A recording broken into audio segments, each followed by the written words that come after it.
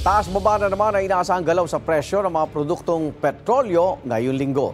Ayon sa Department of Energy Oil Industry Management Bureau, batay sa 4-day trading, kumulang 70 centavos kada litro ang posibleng itaas sa presyo ng gasolina.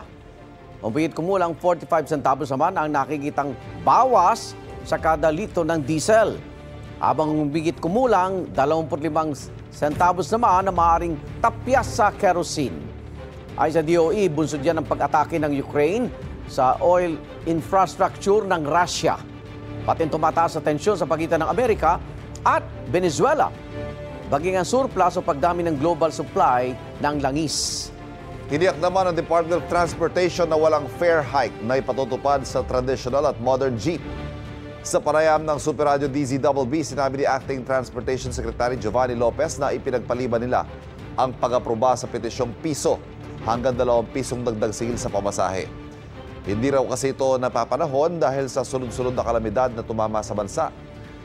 Nilinaw naman ni Lopez na hindi binabaliwala ng DOTR at LTFRB ang petisyon ng transport groups.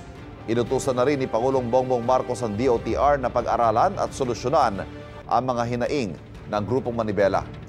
Hinimok naman ng Malacanang ang transport group na makipagtulungan alang-alang sa mga commuter lalo na ngayong holiday season.